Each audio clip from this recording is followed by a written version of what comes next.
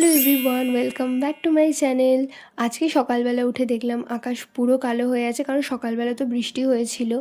আর আজকে আমি ঘুম থেকে একটু দেরি করেই উঠেছি। তারপর মা বলল একটু দোকানে যাওয়ার জন্য। দোকান থেকে ফেরার পথে থেকে বৃষ্টি আবার টিপটিপ করে পড়তে শুরু করে দিয়েছে।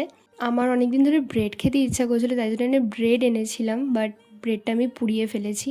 তারপর পড়তে বসলাম। আজকে আমার বিকেলবেলা পড়া আছে, তবে আমার আজকে বেশ অনেকগুলো কাজও ছিল। আমি সেই কাজগুলো শেষ করে তখন অবধি জানতাম না যে পড়তে যেতে পারবো কি না। ফার্স্টেই তো পঞ্চায়েতে গিয়েছিলাম, সেখানে তো ভীষণ লাইন পড়েছিল। দেন বিডিও অফিসে গিয়েছিলাম। আমার বাড়ি ফিরতে ফিরতে প্রায় 2:30 বেজে গেছিলো। আমি বুঝতে পারছিলাম না যে আমি পড়তে যেতে পারবো কি না, বাট আমি এই যে খেয়ে দিয়ে স্টেশনে চলে এসেছি। চলো আজকে আমি আমার স্কুল তোমাদের দেখাই। আমি এখানে পড়তাম, আর সব থেকে মিস করি জানো কি, আমার বাস্কেটবল গ্রাউন্ড। 6টার দিকে শুরু হয়েছিল, আর এখন তো সন্ধে দেরি করে আসে, তাই চারদিকটা বেশ আলো, মানে আলো আলোই ছিল। তারপর ট্রেন আসলো, তারপর আমি বাড়ি আসলাম। বাড়ি এসে ঠাকুরকে সন্ধে দিয়ে এখানে আমি একটা জায়গায় দুধ আর একটা জায়গায় আমি আমার চা বসিয়ে দিয়েছি। আর আমার না চা খেতে ভীষণ ভালো লাগে।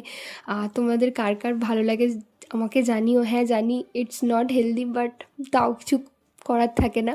তারপর তো এখানে কালুকে একটু খেতে দিলাম। ও প্রথমে খেতে চাইছিল না, কারণ ওর খুব রাগ হচ্ছিল যে অনেকক্ষণও একা ছিল, তাই জন্য। তারপর তো ও খেলো।